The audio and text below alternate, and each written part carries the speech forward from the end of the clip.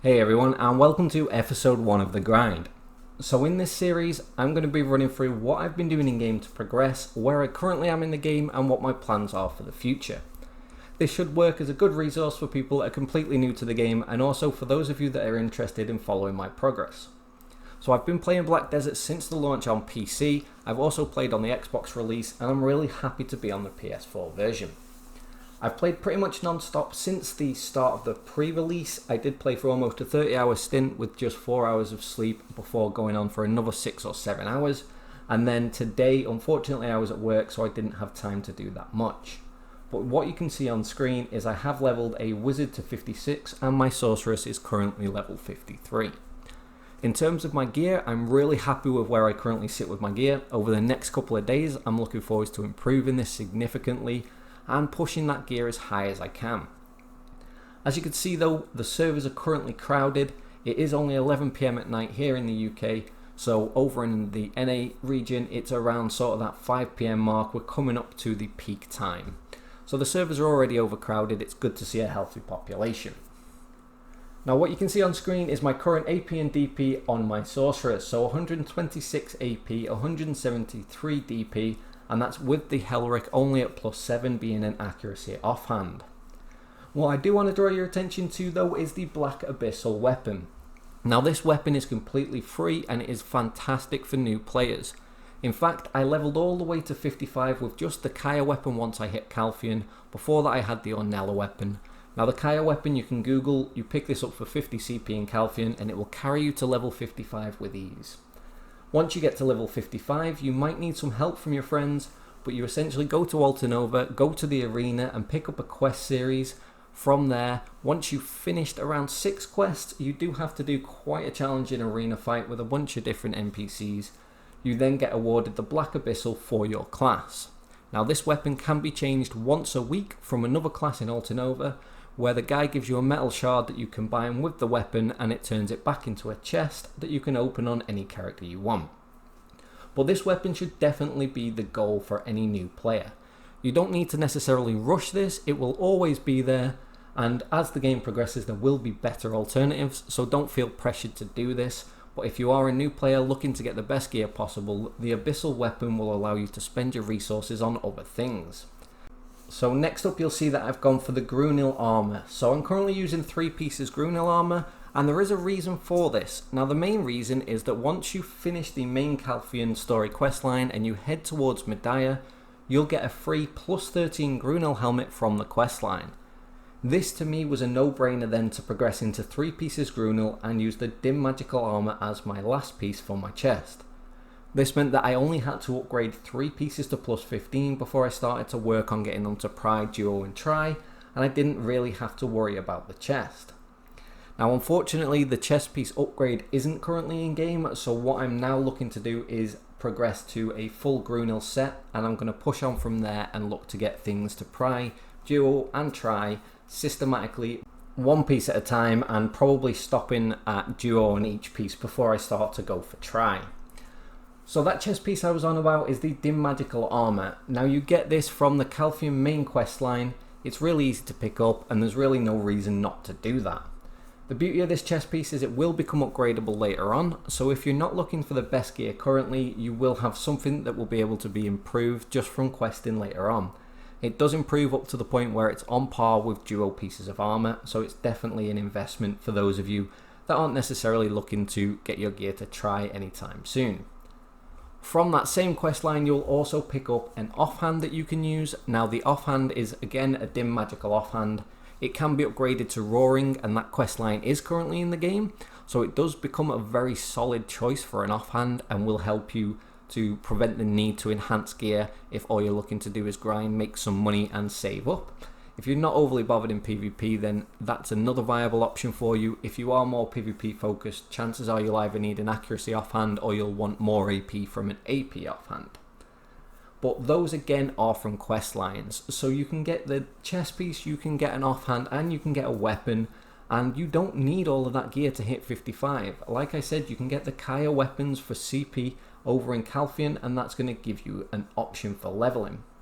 Accessories wise, I picked up the Treant Spirits accessories from Manchas, Catfish, Rutums and Treants, and then I pretty much got them within sort of 10 minutes of being at each spot, so I got really lucky. But I then moved off from there and headed on over to the Medaya region and started grinding Asula. It is unfortunate that I didn't manage to pick up all of the items that I'd want to from the Asula set, but again, it's only been a couple of days, so I will grab them in no time at all. Now, while we've been doing all of this though, there have been other things that have been the main focus of the game. So the guild, for example, eXile, we've currently got 45 of our members invited. We're building the guild. We needed to unlock the skill points to progress the guild and invite more people. But like you can see from the roster, everybody's already leveling, everybody's learning from each other. We've got a whole bunch of people that are new to the game, and we have just opened recruitment again as well. So we had originally thought that we were going to stop at around 50 members, although chances are we are going to go a little bit higher. So if you are interested in recruitment, you can head over to vexgaming.com. Under the eXile tab, you'll see that there is a link there to Discord, and you can fill out an application. But I just wanted to point out as well on the marketplace that there were Laverto pieces of gear already. So there are Laverto weapons around. There is no Zarka, there are no world bosses, so Laverto is technically the best choice for your weapon if you have the ability to enhance it and you get lucky enough to pick one up. So these Lavertos have been dropping from the weekly bosses, from weekly boss scrolls that unlock after level 50, and they've also been dropping from the guild boss scrolls. So guild boss scrolls are in the game. Now, they haven't been a focus for us massively. We did do a couple of them. However, the main focus is currently leveling up the guild, getting some money in the bank, but it is worth knowing that they are there and they are available for guilds to go and do. They're a great source of money. The income from them can be fantastic for your guild. You do have to invest some money on the subjugation quest to be able to get the scrolls, and you do have to complete them within 3 days, but they're definitely a good choice if you're on one of the bigger scale guilds that can profit massively from it, from taking all of your guild there on a specific time or a specific day, and you can gather scrolls together and do that. Now, unfortunately, when it comes to guilds, there are a couple of bugs in game at the moment. The most annoying being you cannot promote officers. Because of that, we've only got a GM, and it's not currently me because I wasn't able to set up the guild initially. I was there only about an hour after everybody else by the time I'd completely got set up. However, it did mean that now we've got GM on one of the other leadership team, and unfortunately we can't promote officers, which is making guild quests harder and harder to do. Being EU players, we're not necessarily going to be there all the time, and that's tending to get in the way of things. Fortunately though, this is something they're working on, and they have been pretty quick with rolling out bugs fixes, stability fixes, and hopefully we'll continue to see improvements as the days go on. Now, that pretty much brings us up to date with where I am at the moment. So it's been just shy of 72 hours, a couple more hours and we'll be hitting that 72-hour mark since the game released. It's been a fantastic journey so far. I can't thank everybody enough for the guys that joined in on the stream and came and watched me. I did want to do a lot more, but unfortunately, time permitting and the fact that I wanted to just get on with things and I was getting a little bit tired, I did cut the stream shorter than I'd have liked to. I will be streaming a lot more coming up though, especially when it comes to sieges and node wars for members in the members section. That's definitely something that I'm looking to do. There were going to be a ton of new videos. There have been hundreds upon hundreds of different questions. Everybody's asking different things. My PMs on Discord, people have managed to find my gamer tag and message me in game on the PS4. I've had non-stop messages while I've been in game as well. It's absolutely crazy. If you do have any questions that need answering, then leave them in the comments section. I'll be compiling a lot of things into a beginner's video that I'm hoping to get out tomorrow, if not a little bit later, maybe Saturday at a push. But overall, I'm looking at getting back on the content bandwagon. There'll be a ton more videos coming up, and I will be playing both the Sorceress and the Wizard on PS4. So I'm really looking forward to playing a variety of classes more than just the Sorc that I've been playing for so long. I did enjoy the Wizard when it was Awakened on Xbox, so it'll be a little bit more interesting to play it pre-Awakened and then also see how that develops into the Awakening state of the game. Now, with that in mind, we do have a roadmap. If you haven't seen the roadmap, head on over to console.playblackdesert.com. You'll be able to see the roadmap was released on the 25th at the convention over in Germany. Now, this roadmap does show that we are looking to have Camasylvia, all of the classes that Xbox has, along with Tamer and Kunoichi, all by the end of the year. They're looking to get the patch as close as they can to the Xbox and getting the two patches unified, or the two consoles unified, before the end of the year. So it's really going to be interesting to see how this whole roadmap on PS4 tends to escalate and grow, and how quick things are released. We're already expecting Zarka within the next week or so, and then new classes should be really quickly coming to the game. We should also be able to get into Valencia really quickly, but I'm hoping that what they're going to do is bundle things together and give us Valencia, Awakening, and Absolutes all together in one nice patch. Maybe the classes before that with World Bosses and Zarka, and then after that looking at things like Dark Rifts and Camisylvia along with the Adventurer's Book.